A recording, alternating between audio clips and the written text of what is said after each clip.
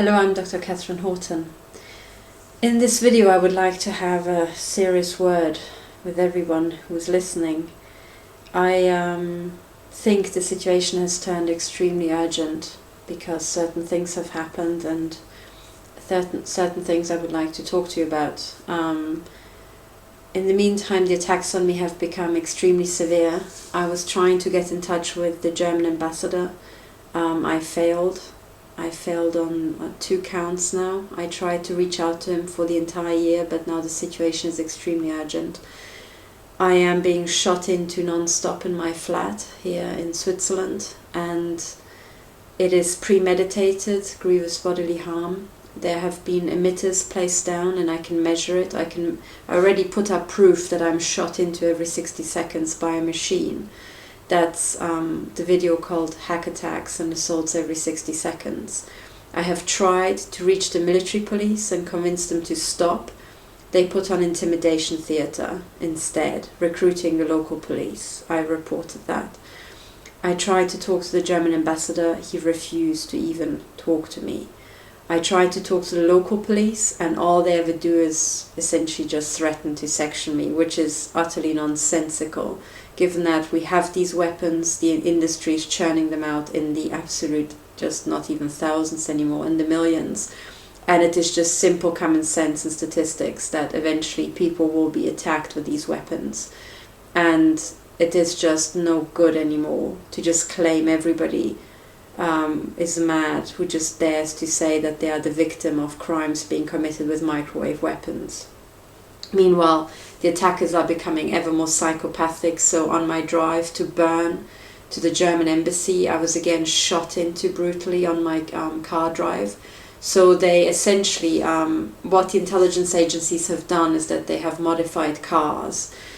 Sometimes I'm trying to find out where the emitters are. It's very hard because they're invisible. So you've got essentially only the impact on your face to go by, or the impact inside your skull.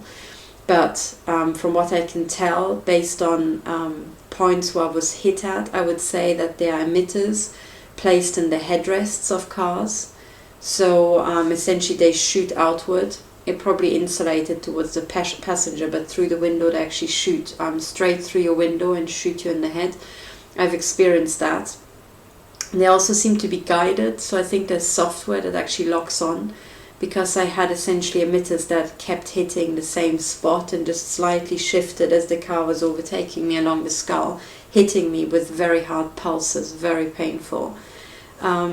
Also, I think that I've also read it somewhere from a private investigator. He said that these cars are being essentially fitted out with fiberglass panels that look like aluminium, but actually fiberglass and therefore transparent to these microwaves. So essentially inside these modified car doors, you can paint fiberglass to be anything, so it will look like a normal car door. And inside these cars, there are essentially emitters placed there in the boot of cars, which is then not aluminium but actual fiberglass, so it shoots out through the boot at you in your face. And these shots are extremely painful, and essentially when you leave your house, you have the intelligence agencies are rent flats around you, and they've got their usual stalker flats, and then they swarm to drive behind you, to drive in front of you, and they swarm in from all the sometimes side streets. So you're essentially traveling in a swarm of people. And no, these people were not all hired just for me. No, they are there all the time.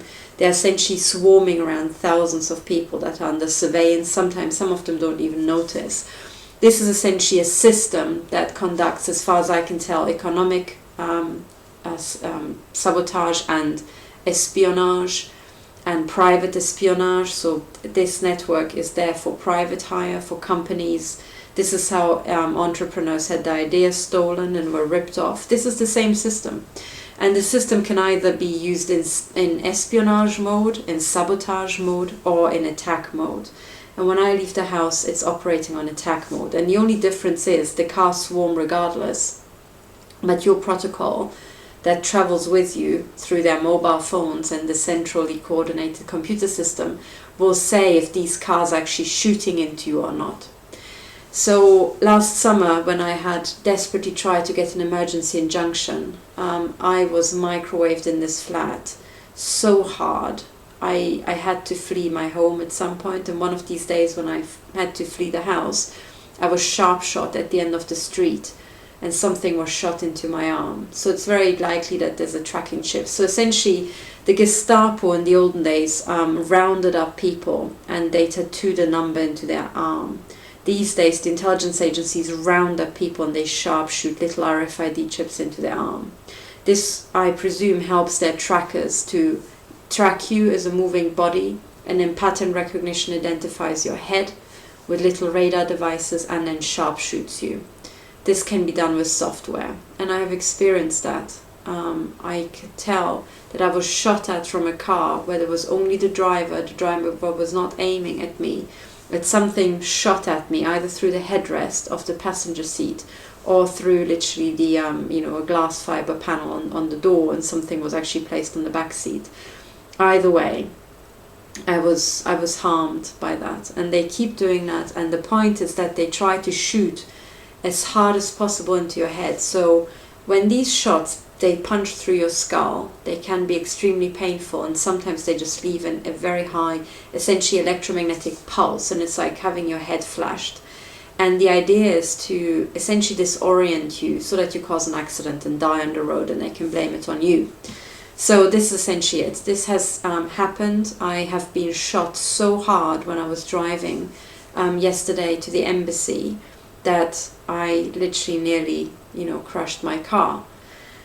Also, and I can upload proof for that, when I got into the car, I had just written to my colleagues with whom I work, the whistleblowers, that I am driving to hoping to see the German ambassador, just get through to the embassy.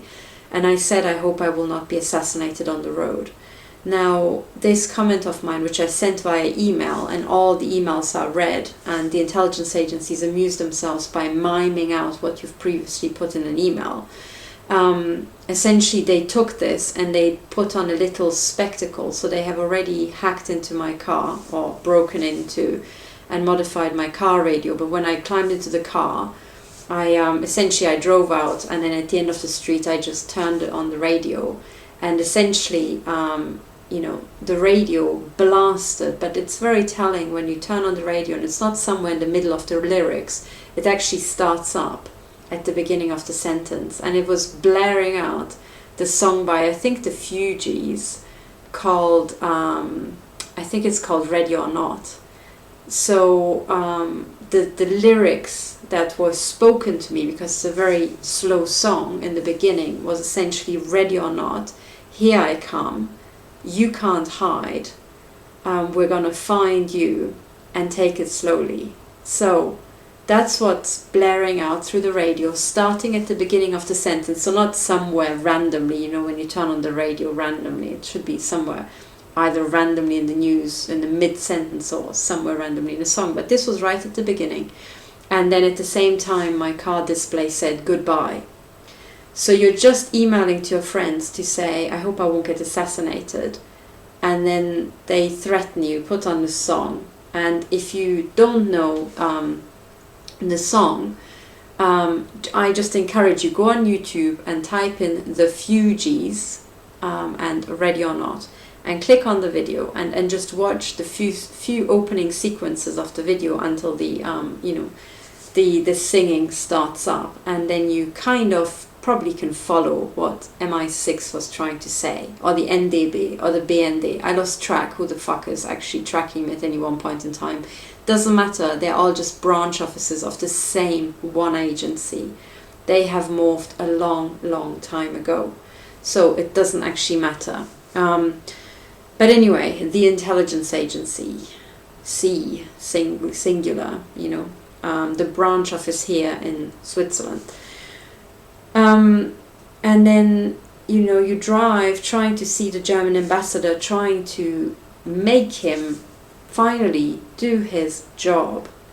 He's there not as a negotiator for the cartels, as I think he might understand himself, but actually to represent and help to protect the German people and liaise in a professional manner to help and protect German interests, which must include in a democracy German people in other countries. Now, when the ambassador doesn't give a damn about German citizens or German nationals or Germans, German-speaking Germans who went through the German school system and have their family in Germany and have a German passport, when the German ambassador doesn't give a damn about those Germans, he's not the German ambassador anymore. He could be many other things. He could be a consultant. He could be a business liaison officer, but he's not the German ambassador anymore.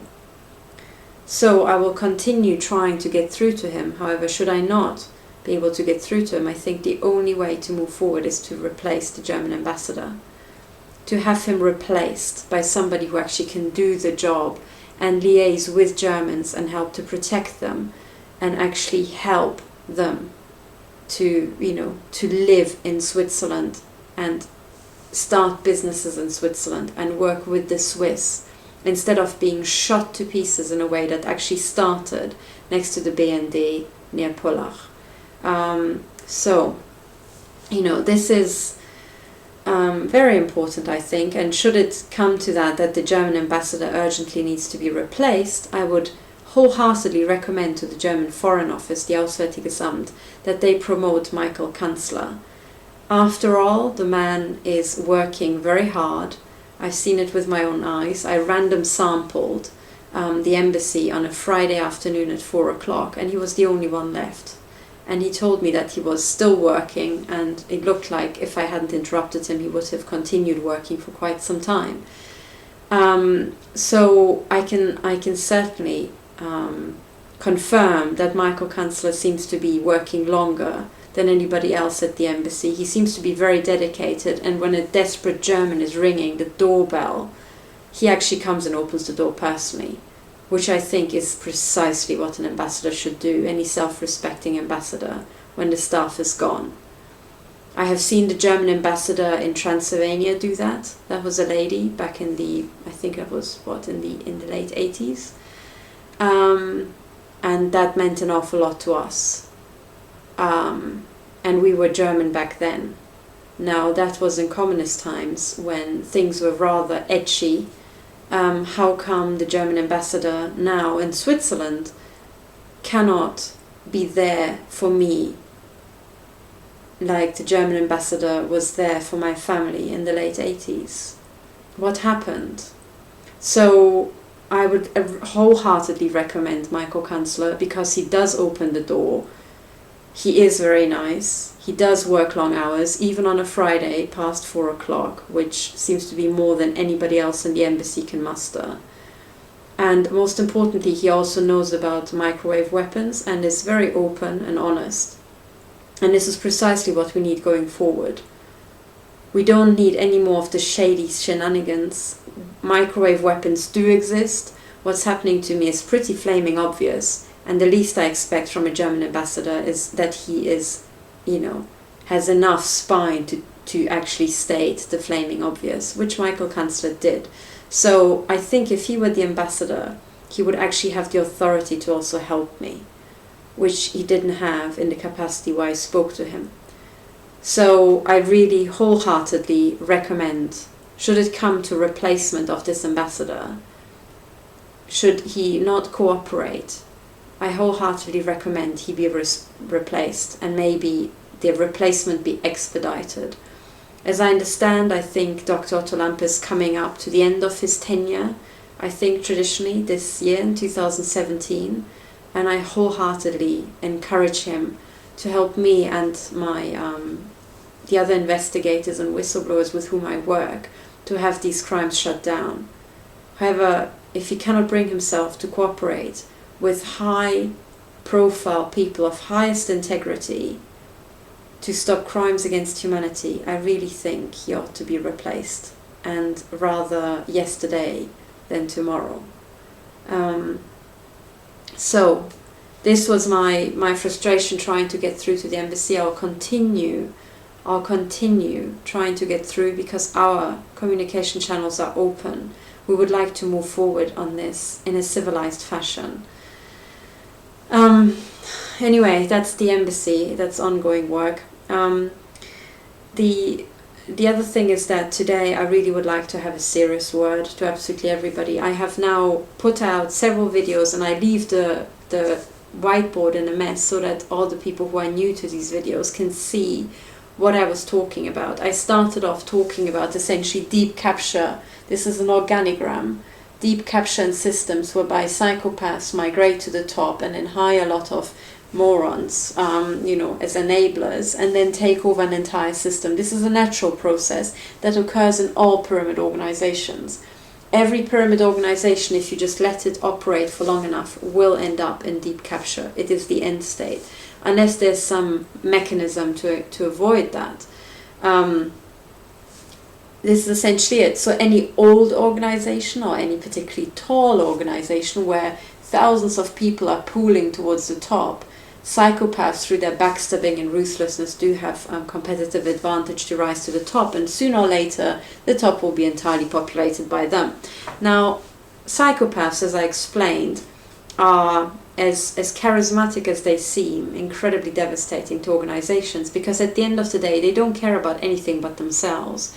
So typically what a psychopath will do is exploit the organization, take all the funds, essentially dupe the shareholders if he must, and will do absolutely anything to get to the next level, because a man like that will not rest here. He would want to go to higher and higher levels. So this is why. But we are in a situation whereby our organizations are now old and high enough that they are entirely in deep capture by psychopaths, and as a result they've turned utterly degenerate, totally moronic, because the idiocy comes from this thick layer of morons who then turn out to be advisors to the senior psychopaths, who, because of the size of the organization, can't keep track of every corner. Therefore, at some point, they will rely on their enablers, who are morons, who therefore will feed them nonsense. So it is just telling that our times look the way they do, and you can reverse it and say our times look the way they do precisely because our organizations are in deep capture by psychopaths and by morons. It works both ways. So anyway, I was categorizing here that you have normal people, indicated by the green here. And then you've got the layer of weaponized morons, and then there are the psychopaths who essentially are just out for their own aggrandizement and titillation. So you end up with lots of weird effects. Also in previous videos I explained how essentially the reaction I got, this is actually in German here, to every request for help ranges from clever. There's also the super clever, but I've never actually seen it in practice. So there's the clever, there's the dumb, and there's essentially the, dumb beyond redemption, and then there's total Gestapo, all out nonsense. And, the replies I got were in this band. And this is really bad, I explained, because we've got a tower of problems, and the collapsing ecosystems are essentially the most pressing, and they cannot be tweaked. And collapsing ecosystems also include not just pollution, but geoengineering, the spraying of particulates into the atmosphere. There's a court case about that. The artificial pumping of things into the oceans. There's releasing heavy metals and nanoparticles into the environment, and all this is irreversible in the highly nonlinear system. Then the economy is collapsing, and we need to solve that. The financial system is totally artificial, and therefore if it collapses, it will be an artificial collapse. But then there's also the directed energy weapon attacks on the civilian population, which is what I'm suffering from, and the absolute deepest corruption. And we have to solve actually this, because that one needs to be tidied up very quickly, and that includes the radiation poisoning from Fukushima. So this is where we ought to be as mankind. To be able to solve this, we need to cycle the economy away from the war industry to be able to do that, we need to cycle the financial system away from fraud, essentially, and printing money out of thin air, and then, you know, funding crime cartels and more fraud and more murder and more, you know, you get the idea. But to be able to do that, we have to stop the directed energy weapon attacks on all and sundry. Because it's not just the people who work in finance, you know, are trying to cycle the economy who are being attacked. It's essentially everybody, randomly, because these directed energy weapons are so cheap, so easy to operate, and don't leave bullet holes in the walls. So you can just shoot at people through their walls. So there we are. And to be able to do all that, we need to start fighting the corruption that has infested our organizations, the deep capture, the psychopaths, the absolute idiots. Now that is a very, very tall order.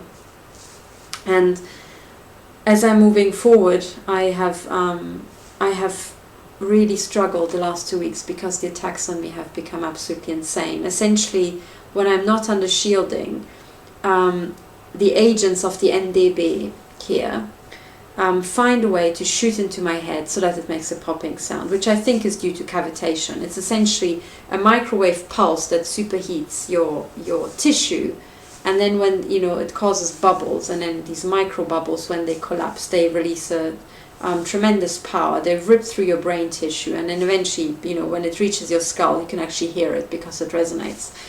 So yeah, we have essentially these intelligence agents. We need absolutely every brain in the country.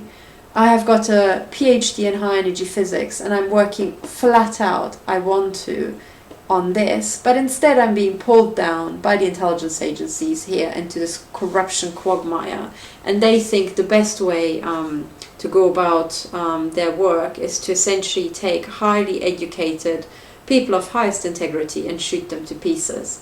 Now, that's what I mean with degeneracy. Do you see? That indicates a deeply degenerate system. So our intelligence agencies are so degenerate, they are beyond redemption. So I would like you to do your utmost to help us shut them down. I know it seems like an insurmountable task. However, in the US, I've just heard there was a new executive order. Hang on, maybe I can even look up which one that is if I find it. Hang on. I will find it in one moment.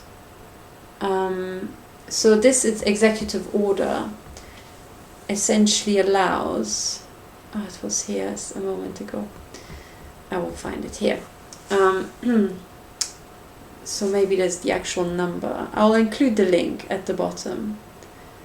It says, Presidential Executive Order. This order is intended to improve the efficiency, effectiveness and accountability of the executive branch by directing the Director of the Office of Management and Budget, brackets Director, to propose a plan to reorganize governmental functions and eliminate unnecessary agencies. That's very important, as it provides an opportunity for input from the public on how to reorganize the federal government.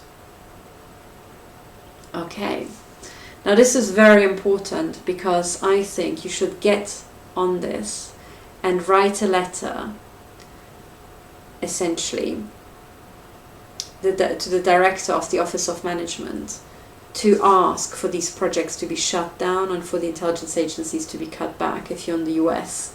So in the US you actually have a chance to do this, and the reason why you should do that is because, sorry, I don't actually have a number for this executive order, but I will put in the link below. This was from the whitehouse.gov page, so I'm not making this stuff up. So the reason why I should do that is because this is really, really urgent, okay? These intelligence agencies have gone rogue. They are now maiming and mutilating. And in the remaining 5 minutes, I will just explain to you why I think this is absolutely super urgent. So, in a sense, you've understood everything. And oh, sorry, the last thing that I forgot to mention is the Titanic problem. And I will solve the Titanic problem eventually, but not yet. I want you to all continue thinking about the Titanic problem. Essentially, the situation we're in now is like being on the Titanic after you hit the iceberg. So people, I think it was Katherine who coined this, the Titanic turners, and she said that, You know, in the US government or US administration, they are now the scorpions and who just are out to hurt everybody, and the Titanic turners. And we need to support the Titanic turners. And I completely agree with the sentiment, of course. The only thing I would like to add to that is that it's already too late for turning the Titanic. We have hit the iceberg. We're going down. That takes a totally different level of urgency. Okay? Because this is it now. There is no turning back. We can't turn the Titanic. We are going down. What this means is that we have to suddenly do something fundamentally different. So I'll leave it essentially to you. How do you solve the Titanic problem? What would you do if you were on the Titanic? You hit the iceberg. You know that there are not enough rescue boats and the ship's going down. What do you do to save as many people as possible? What can you think of something where you could save everybody? Save everybody on board. Because I think there is a solution to save everybody on board. And the same, once you've done that exercise, and I encourage you to do that exercise more than once, so maybe do it in a group, because then you realize that the more people you have, the more solutions you'll find to the Titanic problem. There's not just one solution. There are many. There are many solutions. And essentially this is it. So I encourage you, I will not solve it yet, but I would like to explain, so this I can take away. And here I would like to briefly explain why it is just so urgent that we all get on the case, that I find a way to make the intelligence agencies stop shooting into my head, and that we actually start working on the things that actually matter, which is these two. This is artificial, and this is artificial. These things have to be solved so that we concentrate on the two things that actually matter. The ecosystems, and that includes our health, you know, our ecosystems, and the economy. These are the only two things that actually really matter. Everything else is of human devising and human control. These two are not, because these are both complex human systems.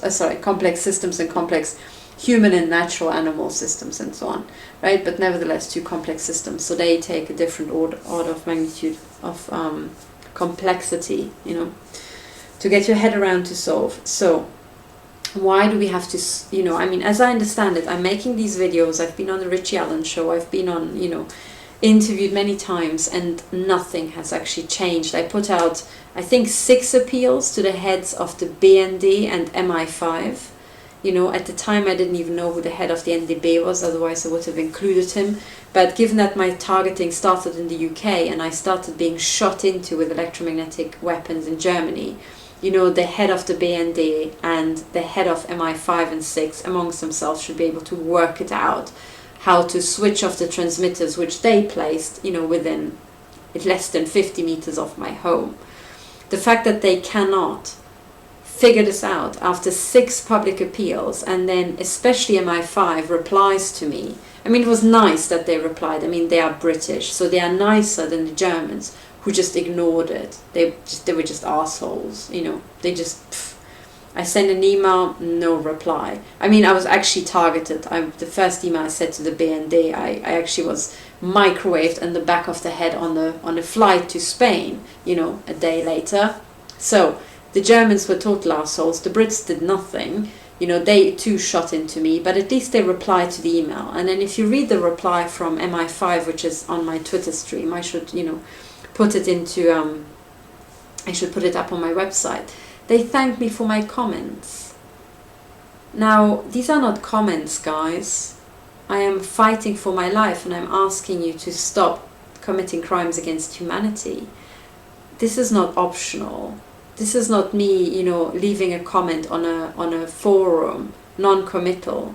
No, that was actually, you know, a legal request to cease and desist, which you've acknowledged you received, and you haven't.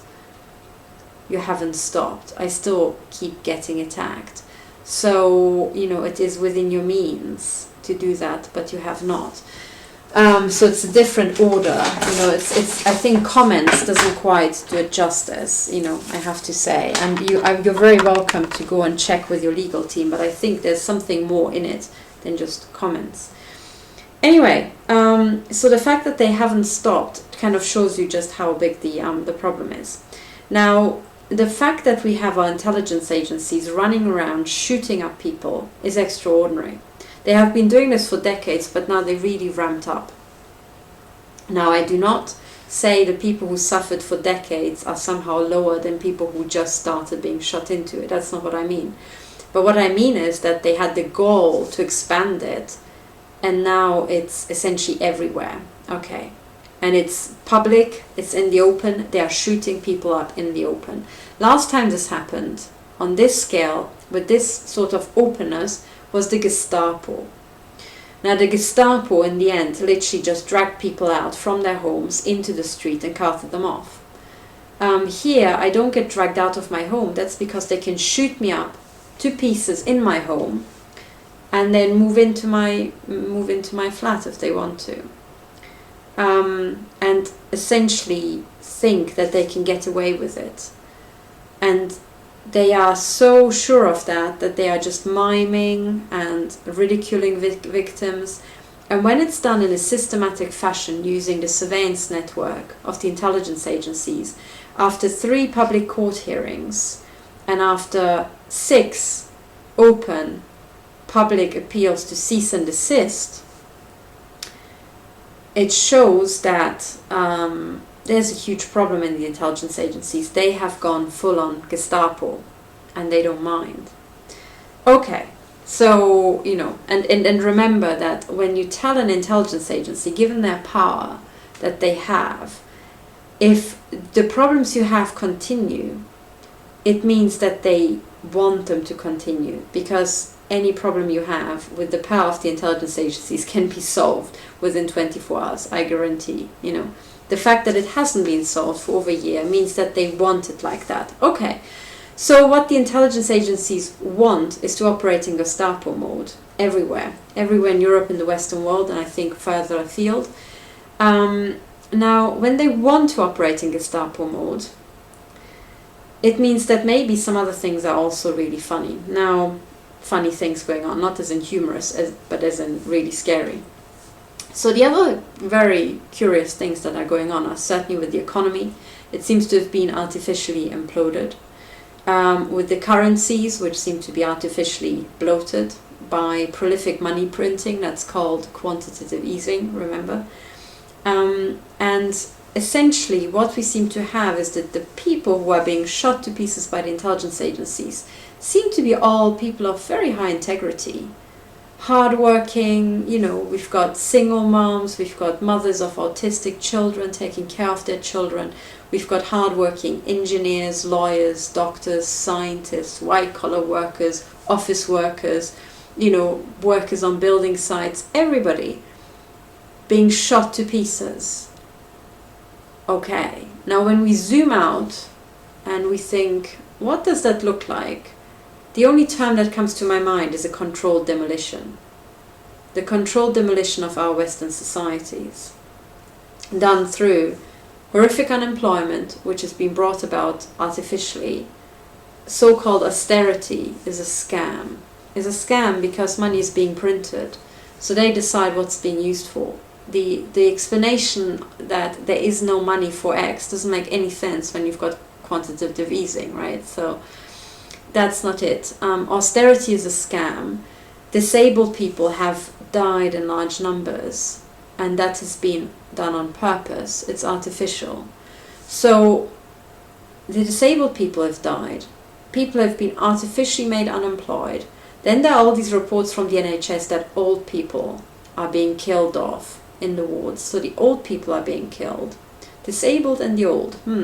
And then there are all these reports that, we have essentially, the only statistics I could find is 70% women. So until someone shows me other statistics, I will continue saying this. 70%, there's a group of people who are being shot to pieces by the intelligence agencies, and 70% seem to be women. on top of that, we seem to have these pedophile rings with horrific abuses against children, and children are being taken from their parents and are disappearing in the UK, but also in other places, in the thousands. Okay, so let's put all this together. We have what looks like the controlled demolition of our Western societies, and we seem to have the maiming and murder and elimination of disabled people, of frail old people, of women, and in my view, the women seem to be foreigners like myself, black ladies, people of foreign origin, not always, but a very large admixture, and children. Now, what does this look like to us? Does it possibly remind us of something? Maybe if it still doesn't, the artificial setup of financial crisis, the implosion of currencies, which is entirely artificial because finance is entirely artificial, high unemployment, and then the operation of what strikingly looks like death camps, but not, big ones where you have to cart people to with trains, but decentralized, individualized death camps where they are just shooting into you in your home because it's so cheap. These microwave emitters. I had one, not a measurement device, not a microwave emitter here. Cost just a few $100, $200, and you can have one. So we have the controlled demolition of Western societies, the setup for a major financial crisis, and we've got death camp experiments. Well, to me it looks very much like, the years just before the Second World War. The death camps were already operational. People were being rounded up, not just Jewish people, but also socialists and disabled people and homosexuals and I don't know what, everybody started being rounded up. So it strikingly looks like that. Okay. Now, if we're in the years before the Second World War and we already have operational death camp experiments and death camps operational, then where do we expect to be in 3 years' time? I think the answer is at war.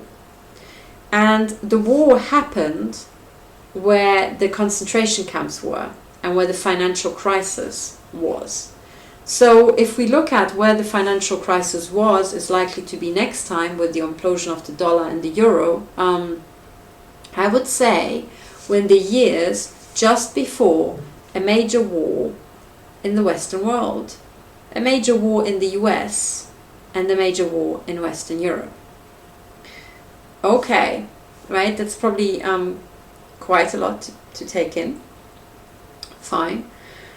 But if there were a war, that all the wars are rackets and are essentially funded, by banking cartels and so on. All the previous wars were the First World War and the Second World War.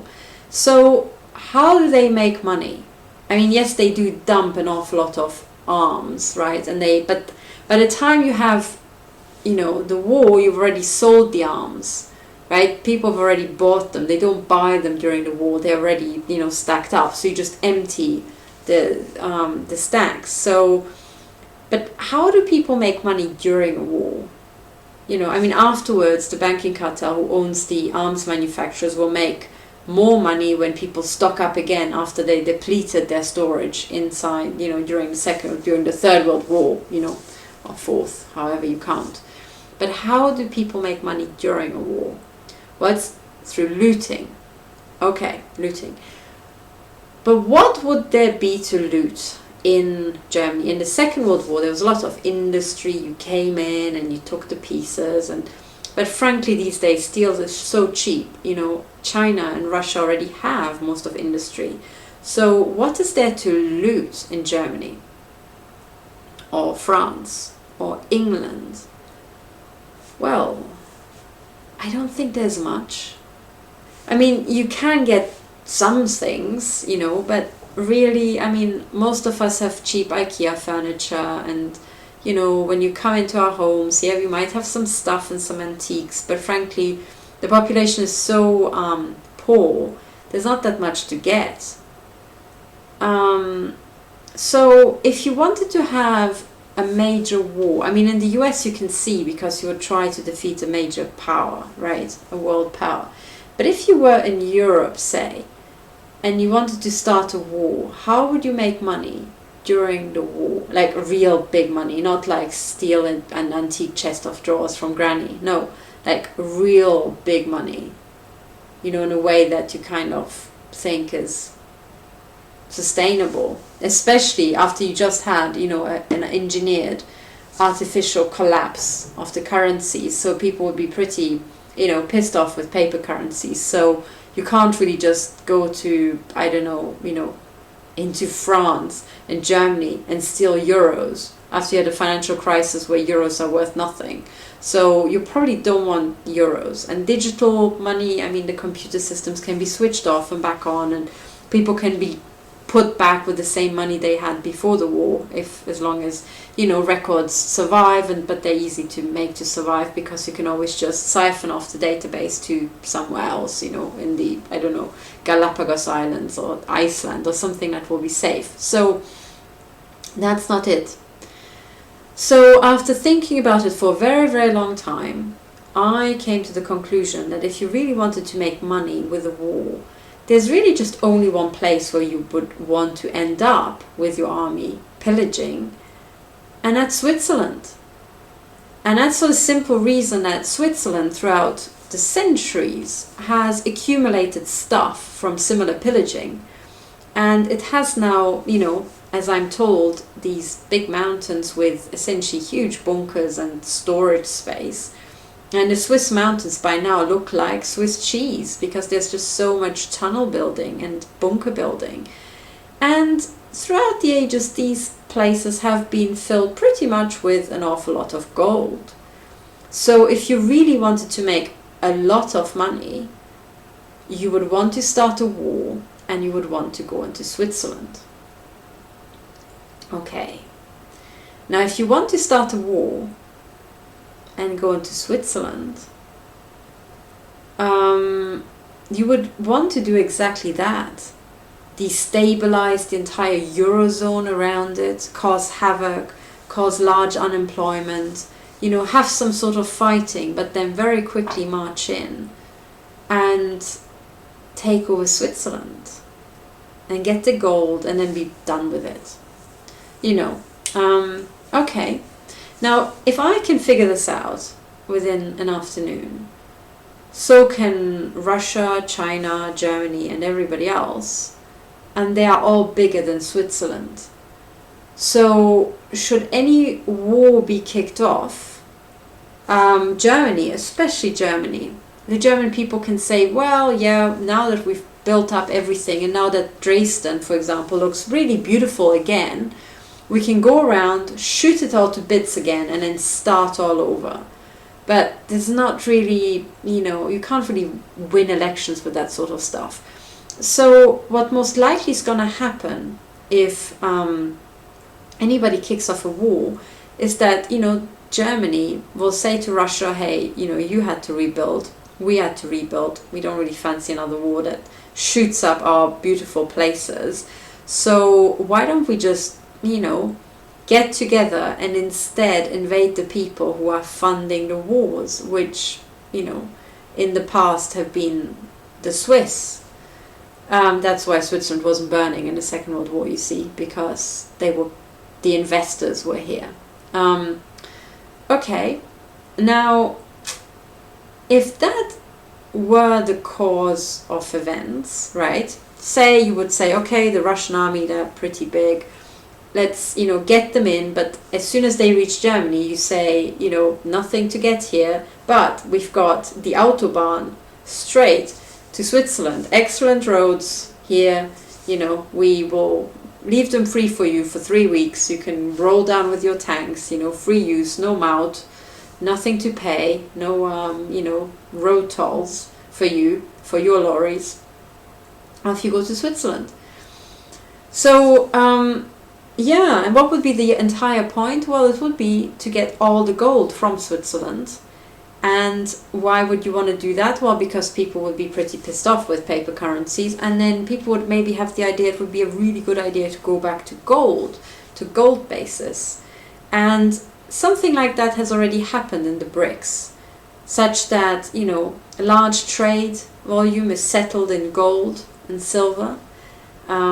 It used to be law, I think, in the Islamic world that you could only settle your trades in silver and gold because they had their share of financial crises, and they said, well, from now on, we want to be able to trust our money. So this is what it looks like to me. So when you see all this and you say, okay, as far as I can tell, the best business plan for World War III would be if Germany got together with Russia, you know, pulled a double cross and just invaded Switzerland, you know, or simple cross. If you don't even have to double cross anybody, you just cross them, and you say, well, you know, be defeated and then, you know, be essentially at gunpoint made to invade Switzerland as well with Russian and other Chinese, whoever. So when that's the situation, and this is where we're heading, and we essentially have the first ingredients here in Switzerland. I mean, the Swiss did already really well because they depegged from the euro. So they said, you know, sorry, when the eurozone, when the euro currency is being essentially pumped, and it's a pump and dump scheme actually, but we will depeg because we would have to pump in proportion, and for such a small country it's impossible. So, you know, as soon as they depegged, I knew, okay, these ECB is going to announce money printing, and they did. And now the Swiss were quite clever, and they said that's not really good for our economy. So they have essentially diffused the financial crisis element of this. How come they are not really clever enough to diffuse the directed energy weapons against scientists and intellectuals? What's going on there? Because the other thing that they probably don't understand is that if you want to really make a country implode, you've got several ways. And one of the ways you can do when you've got access to large databases where you can monitor absolutely everybody is essentially, you know how when you've got a controlled demolition and you take down a house, you would place the explosives on the supporting structure. Okay, and then you just take those out and the house collapses. Now, if you wanted to do the same thing in a society, okay, you would use large databases and analyze where the actual people are who are supporting a society, who are regenerating a society, and who are preserving its integrity. And all you would have to do is just knock them out bit by bit. The society would continue, but if any pressures put on that society, it would crack and the support structure wouldn't be there. Now, the support structure are the entrepreneurs with new ideas, young scientists with new ideas, full of dynamism, you know, people who are connecting very well with others, doctors, entrepreneurs, lawyers, all dedicated people, and most notably, all of the highest integrity. Why? Because if there's any, you know, when real shit kicks off, the cowards just slink away and then you're stuffed. So you really have to go and pay for the people of high integrity. If you take those out, you're much more screwed than it seems at first. And remember, this is a complex human system. So somebody who's actually fairly low down, you don't know who they are. You know, they're here or maybe there.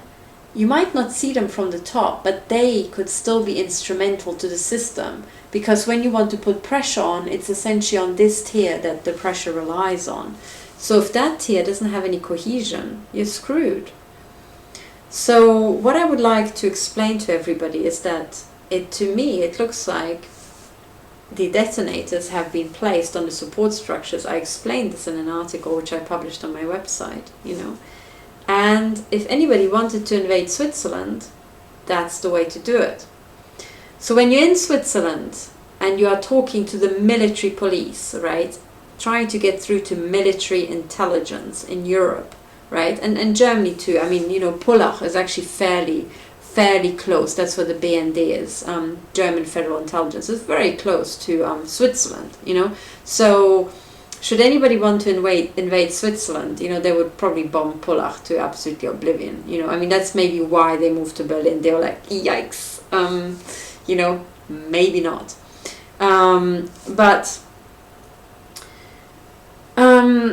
Yeah, how to put this, you know?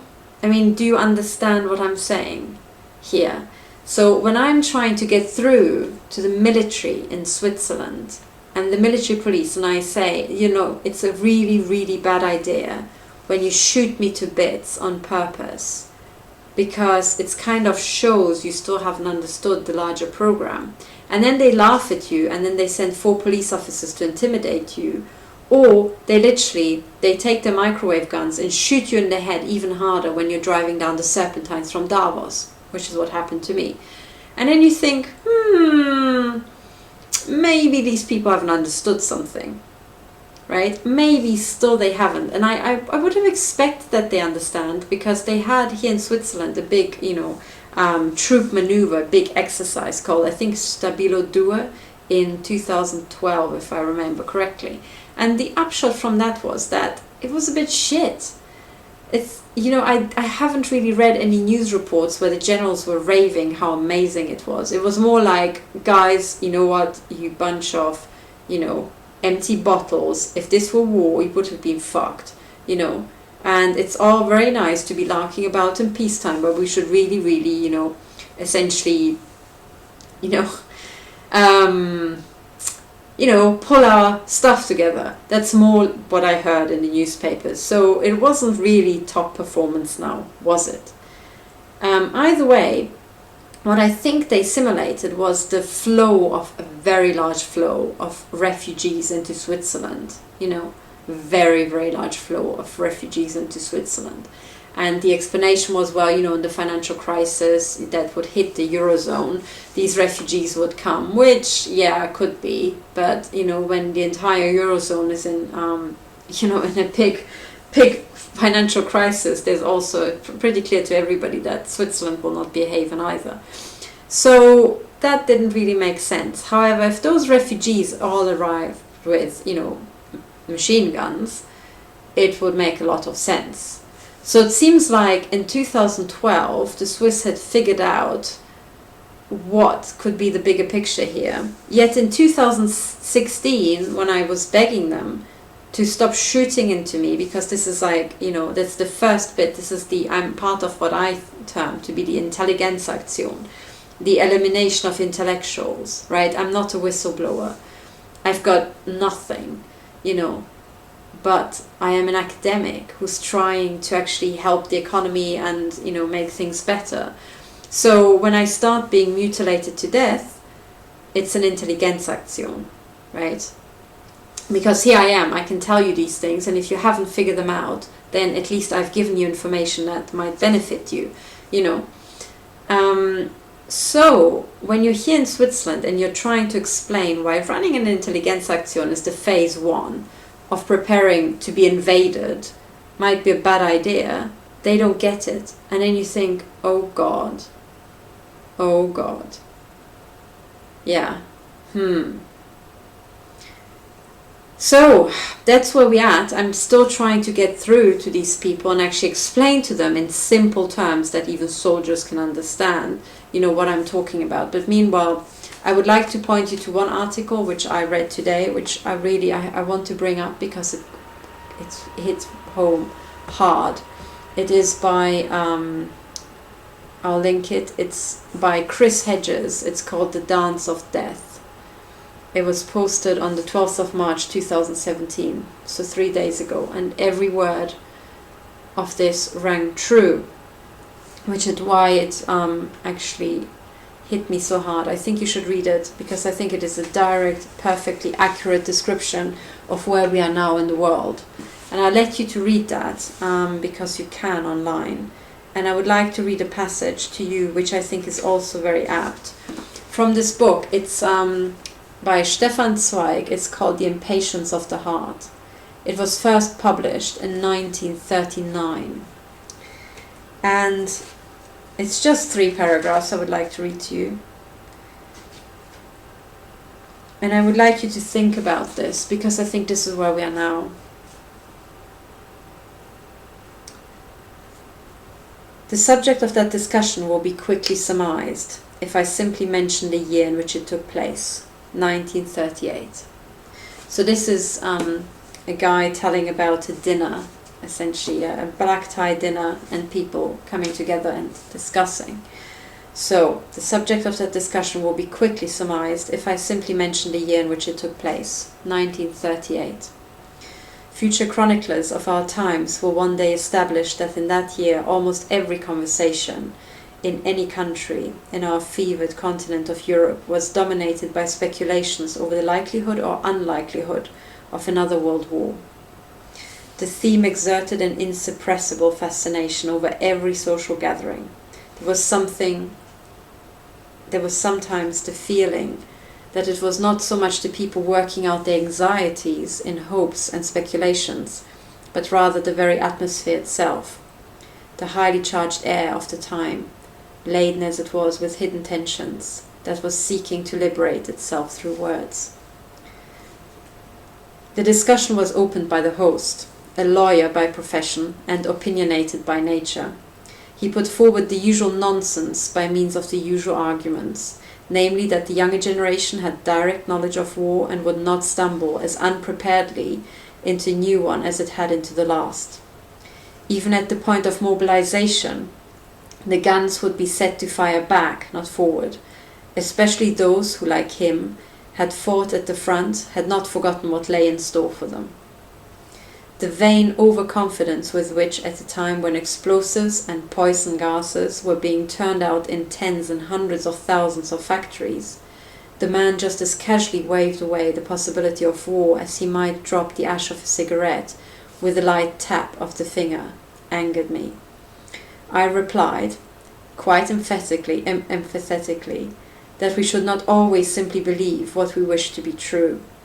The government ministries and the military who drove the war machine had hardly been sleeping, and while we beguiled ourselves with utopias, they had been making full use of the period of peace, thoroughly organizing and preparing the masses so as to have them ready to hand and ready to fire, as it were. Right now, in peacetime, through the perfection of propaganda, the general servility of people had grown to unbelievable proportions. And one should squarely face the fact that from the moment when the radio hurled into the parlor the announcement of mobilization, no opposition should be expected. The mere speck of dust, that is man today, no longer ranked as an agent of free will. Of course it was me against all the rest of them. As experience tells us, people have an instinct for self-deception, and are predisposed to jettison dangers they are inwardly well aware of by declaring them wholly non-existent. Naturally, with such a warning as mine against facile optimism, Naturally, such a warning as mine against facile optimism could hardly be welcome when there was the prospect of a splendidly laid supper in the next room. So, I read this because I think it's important. Because I think Stefan Zweig in 1939 already identified what was to happen in greatest detail. And I think it's important because we are steering exactly towards a rerun of the same thing. It is, as you would put it today, a copy and paste job. Everything has been set up according to the template that was used for the First World War and the Second World War. We have all the ingredients. We have essentially a large build-up of troops. We have it at the Polari border. We have it in essentially the, in Ukraine. We have it around Russia, essentially. We also have Chinese island building, but we have US warships everywhere. There were reports of UN troops and tanks rolling into the US. We have now, in the wake of the War of Terror, essentially the military out on the streets. We have the military out in the streets now. And maybe you don't know, but after the Paris attacks, they deployed the French military to patrol the streets, and I think there are now more military on the streets of Paris than they have been since the Second World War. So, what I would like you to do is please read that article that I'm referring to, or that I just referred to, and please have a thought. If you were in this situation in 1938 and you would be facing a devastating war in which most people would die, what would you do to stop it? And please, when you found the answer, just do what you would do, and know that we have hit the iceberg a long time ago. So we now have to find a solution when we're sinking. And this has to be a very creative solution indeed. There is a solution, but the solution can only be found if we're using everybody on the Titanic, if we're using the creativity of everybody on the Titanic. And I do mean everybody, not just the people in first class, but in second and third class, because everybody's creativity is required and everybody's creativity is equal. We need some ingenious ideas how to stop this, and if you could possibly contribute your creativity, then the time to do that would be now. Thank you for listening.